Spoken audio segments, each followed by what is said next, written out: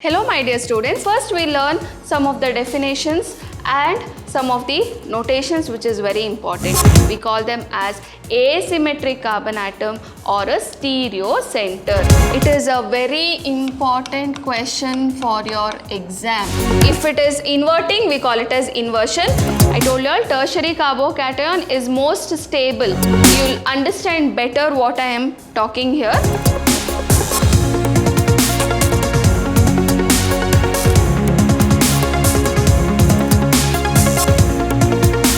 Hello my dear students, welcome back to the session 4 on the chapter haloalkanes and haloarenes. Last class we had learnt about mechanisms of nucleophilic substitution reaction, that is SN1 mechanism and SN2 mechanism. Today we shall learn about stereochemical aspects of nucleophilic substitution reaction. So first we learn some of the definitions and some of the notations which is very important. Okay. First one is optical isomerism. So what do you mean by optical isomerism? That is when two compounds have same molecular formula and structural formula but differ in direction of rotation of plane polarized light, then they are said to exhibit optical isomerism. What is it? The two molecules have same molecular formula, same structural formula. Then what is the difference? The difference is in the rotation of plane polarized light.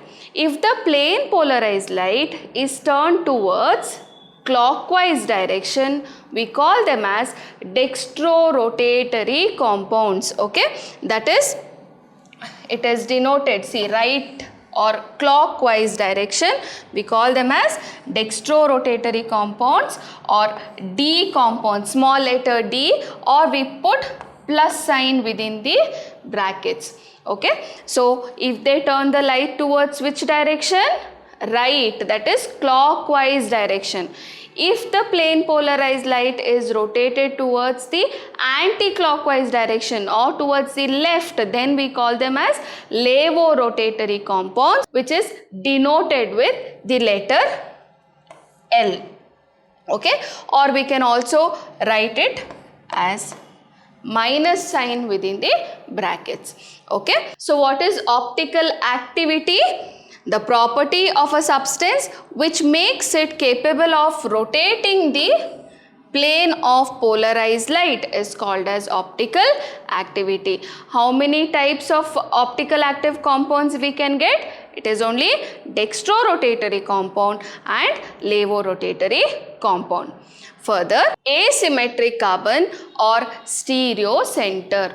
Now what is asymmetric carbon atom? That is a carbon atom with all the four substituent attached to it is different. Such carbon atom we call them as asymmetric carbon atom or a stereo center. For example, carbon has got CH3 group attached to it. This is one substituent. The other one is C2H5 group. The other bond is with hydrogen atom. The other bond is with bromine atom. Now you can see this particular carbon atom has four different substituents. So we call this carbon atom as asymmetric carbon atom. Okay. Next is, what do you mean by chiral?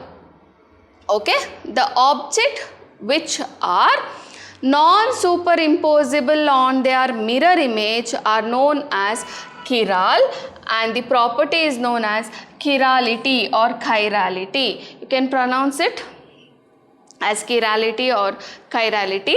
Okay. What do you mean by achiral? That is, the objects are superimposable on their mirror image are known as achiral. Okay. Now this both concepts I shall explain with one example. If you just look at your both the hands open this way. Okay. You imagine there is a mirror. One hand is the mirror image of the other. Correct? isn't it?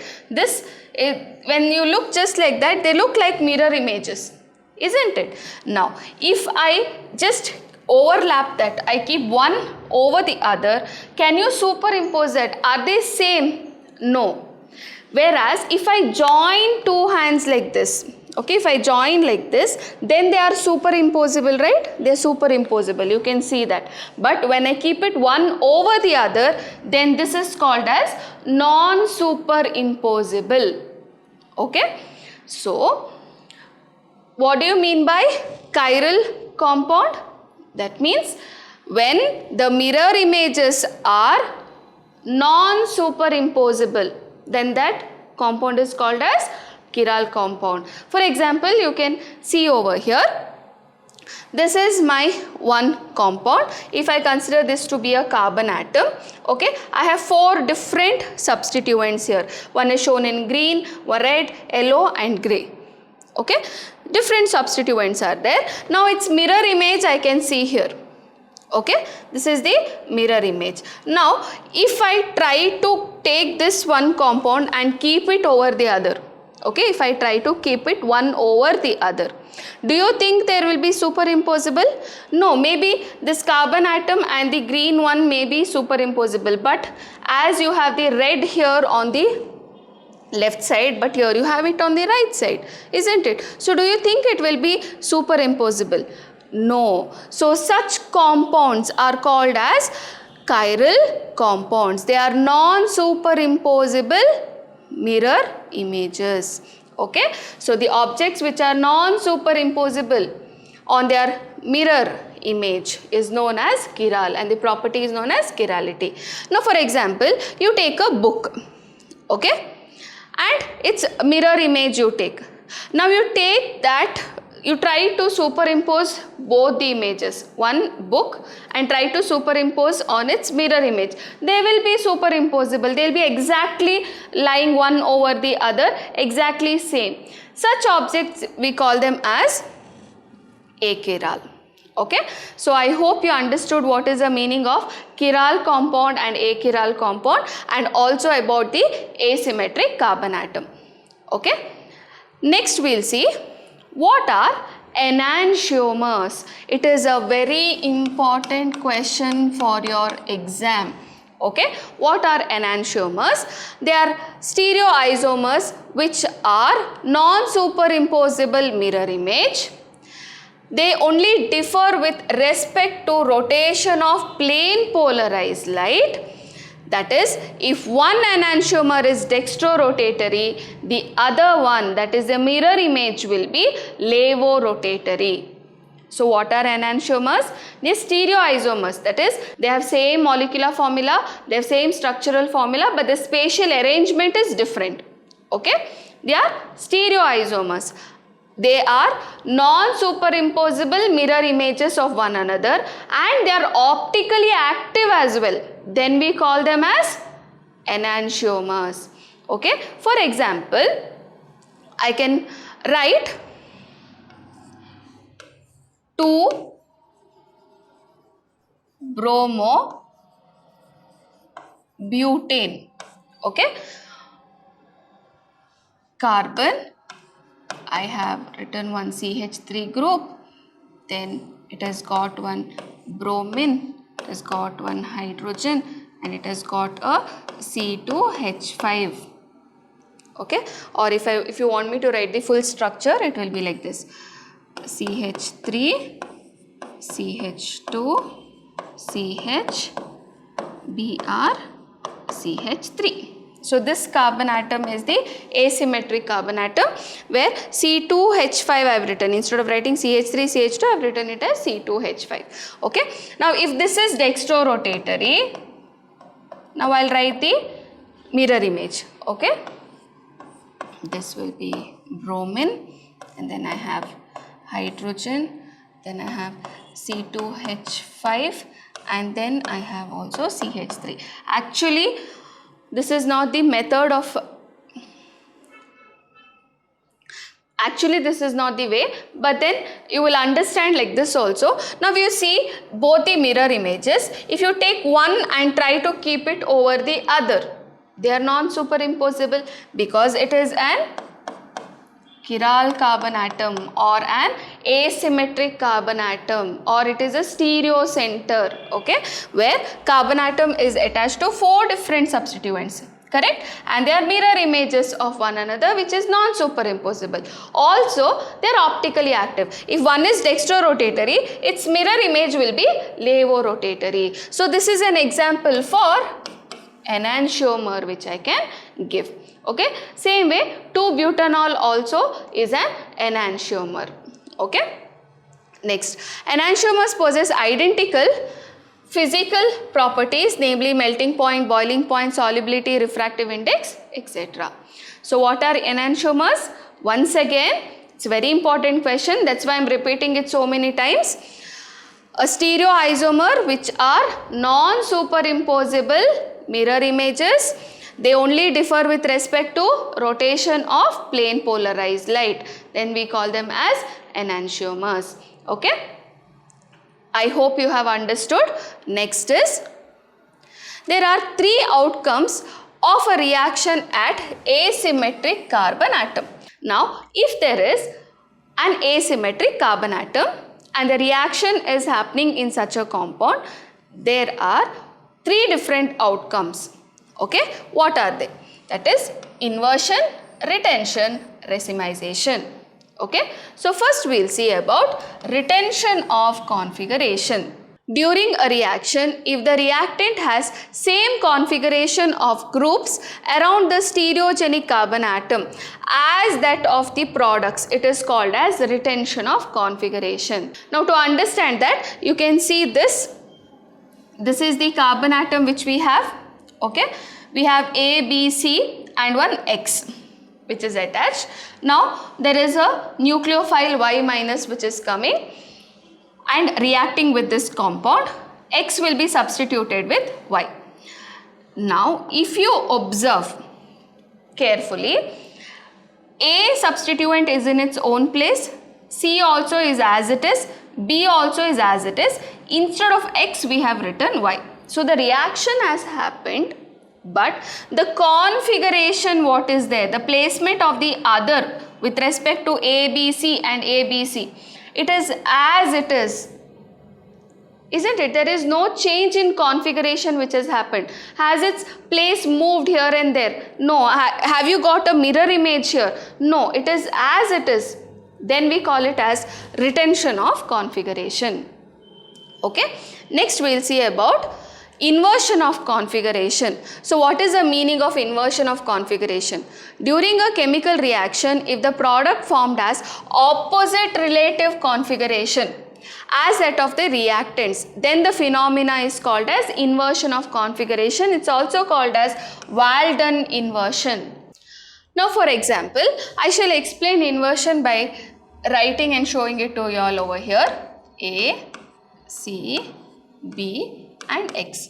Now the reaction happens with Y-, you will get it as A. Now you are going to get the mirror image like this, Y and B. So now if you see, after the substitution, what happened? You can see there is an inversion of configuration. You got the mirror image actually. Okay.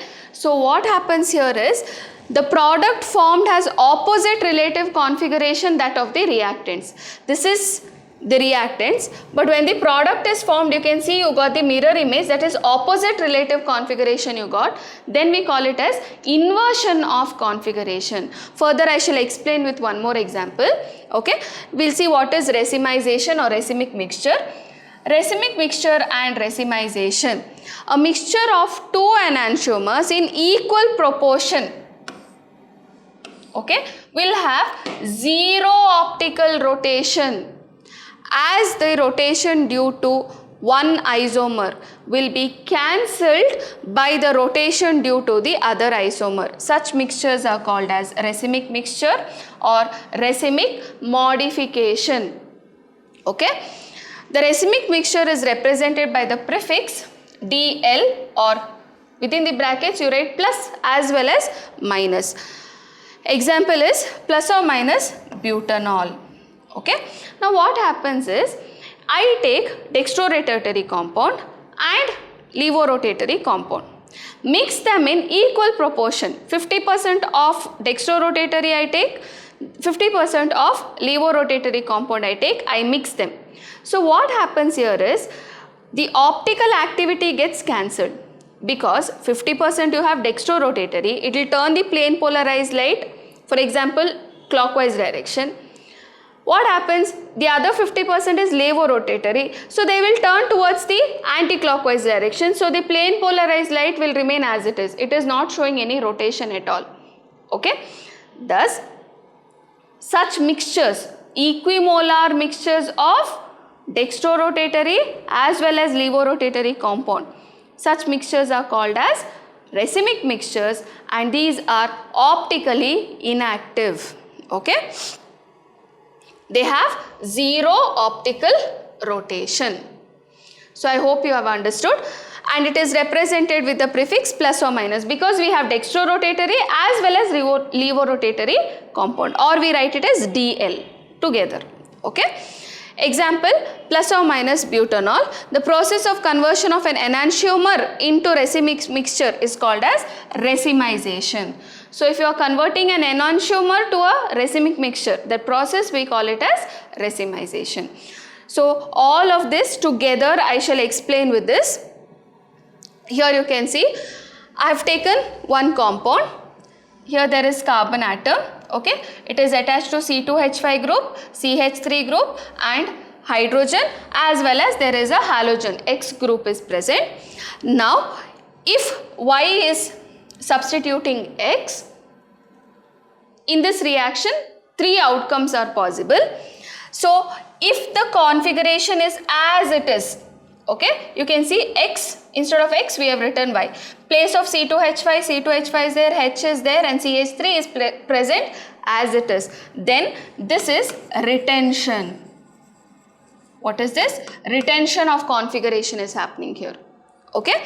Now, during the substitution of Y, what happened here is, instead of X, Y came, but then you observe the other 3 positions of C2H5, H and CH3, all of them in this reactant is on to my right side, but here it is on to the left side.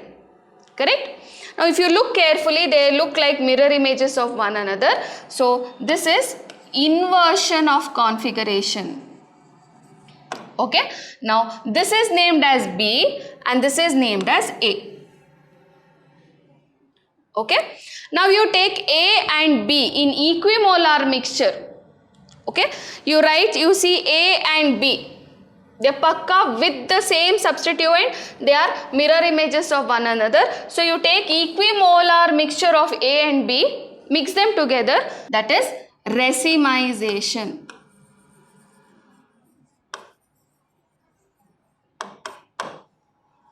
Okay. So I hope you have understood. So if the configuration remains as it is retention. If it is inverting, we call it as inversion.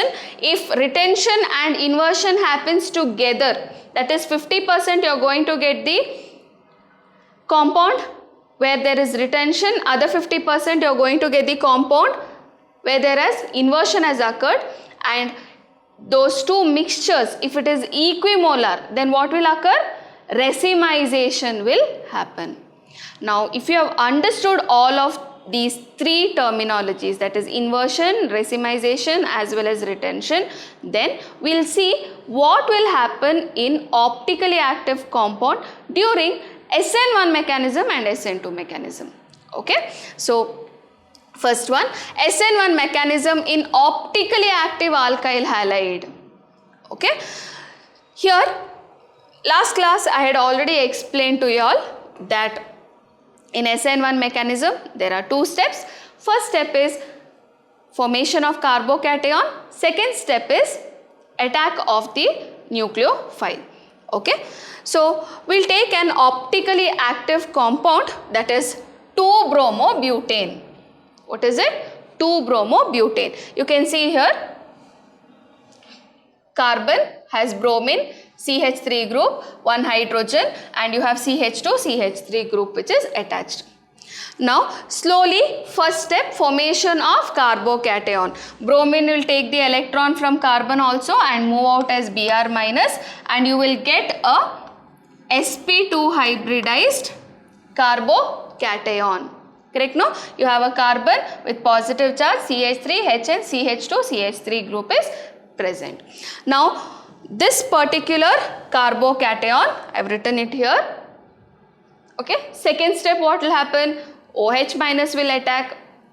Because it is sp2 hybridized, what will happen there? It is a planar structure. So OH minus can come and attack from front or from behind. So if it is coming from front direction, then you can see you will get levorotatory butan 2-ol, that is CH3H, CH2, CH3 is onto the left side and OH is onto the other side.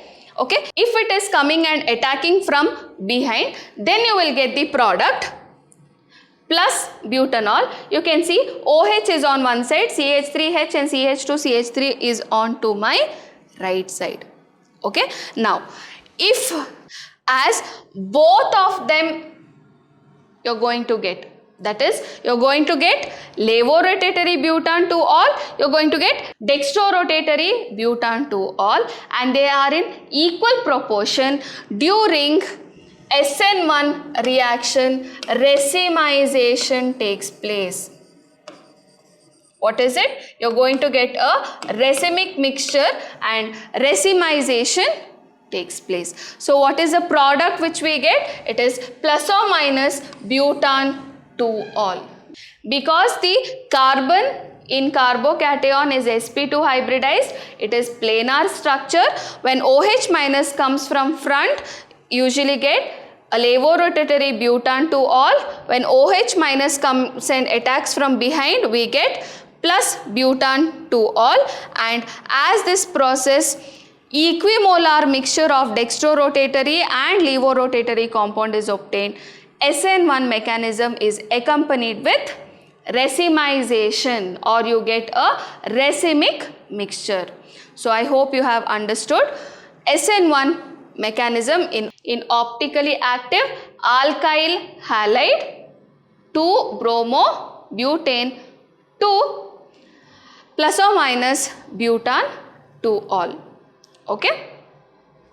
Next one, SN2 mechanism in optically active alkyl halide. Here we already know that in SN2 mechanism there is only one step, correct?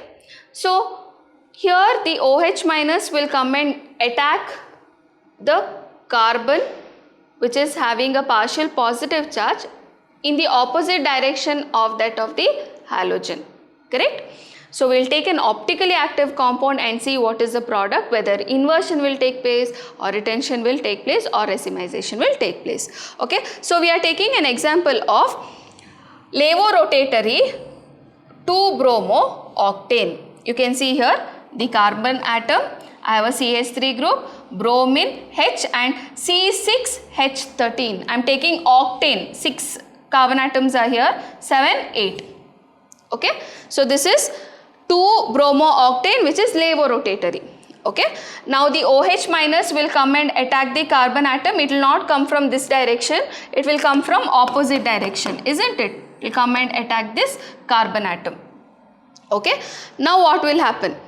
Bromine will slowly take up the electron and go out as Br minus, and you will get this product where instead of bromine you have the OH group. But the product which is obtained here is plus octane 2-ol.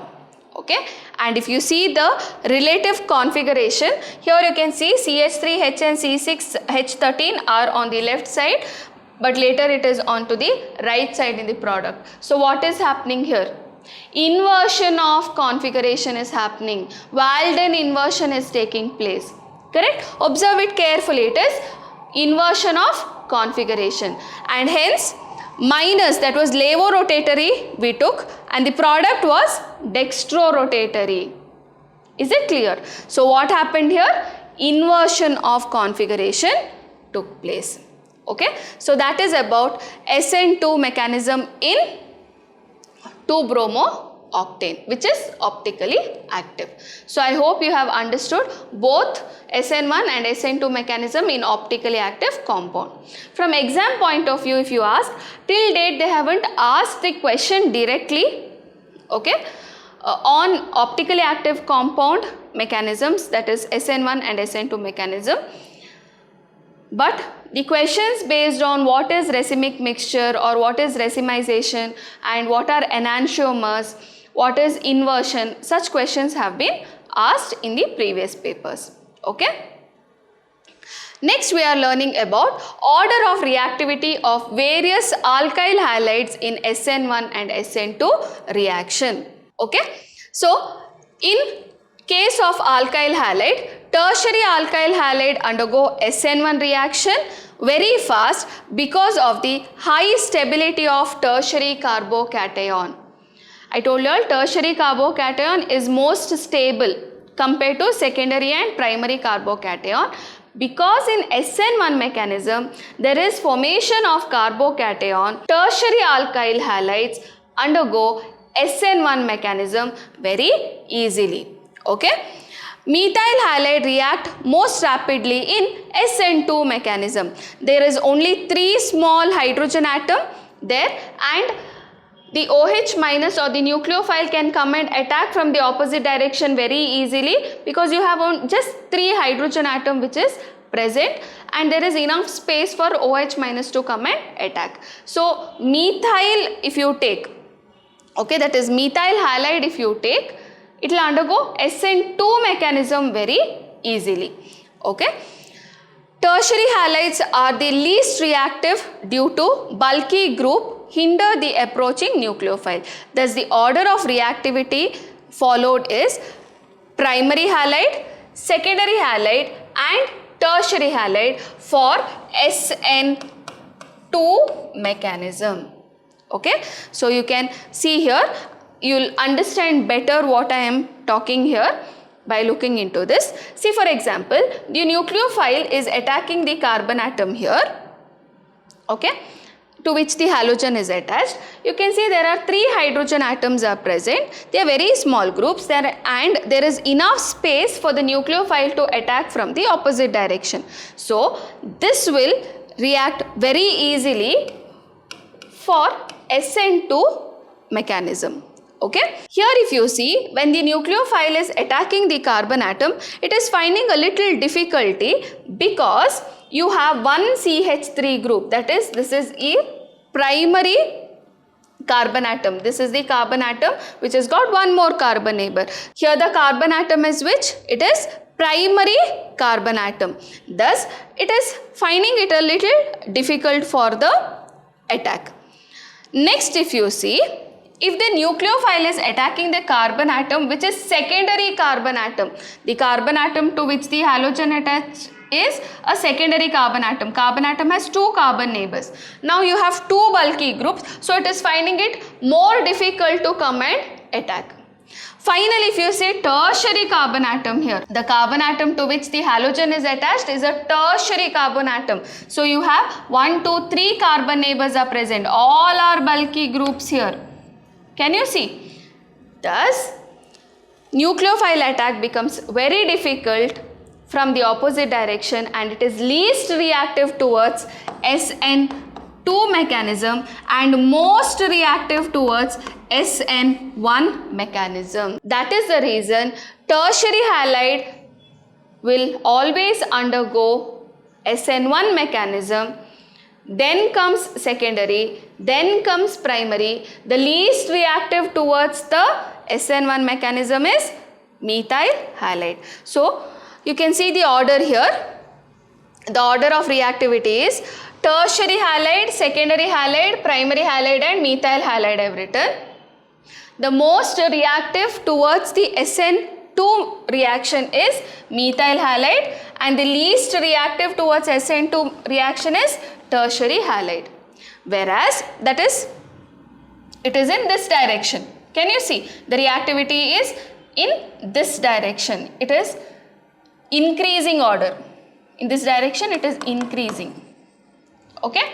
Whereas for SN1 mechanism, The least reactive is methyl halide and the most reactive is tertiary halide. So it is in opposite direction. It increases in opposite direction.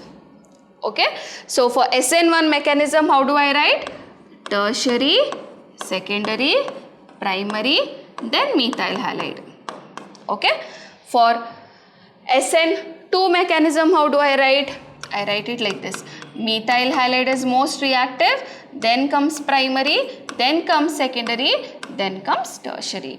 So you need to remember this order for your board exams as well as for your competitives. It is really very important. Okay. So I hope you have understood. Next is about allylic and benzylic halide shows high reactivity towards SN1 mechanism. Why exactly it will show high reactivity towards SN1 mechanism? That is, the carbocation formed gets stabilized through resonance. That is why allylic and benzylic halides show SN1 reaction, or they show reactivity towards the SN1 reaction. Here you can see the carbon with the positive charge is attached to the carbon which is double bond. So what happens is the double bond can move over here and the positive charge can come to the other carbon atom. Here you can see it is moving from this place to the other place, that is between these two carbon atom, and thus this becomes a positive charge. So you are getting a resonance stabilization here. As well as in benzylic carbocation, carbon with the positive charge is over here, but then it is attached to carbon atom which is involved in double bond. So this bond becomes bond, okay, and the charge now comes to this carbon atom. This carbon atom, you get the positive charge. So again bond will go as bond and the charge will come onto the carbon atom in the para position. Then again bond will come to form bond and the charge will go in the ortho position. So you can see there is resonance stabilization. Thus they will undergo SN1 mechanism. This is most important for your competitives than that of your board exams. Okay. Next session we will be learning about elimination reaction, reaction with metals and preparation of haloarenes. Okay. So I hope you have understood. Thank you my dear children. Stay tuned, stay focused.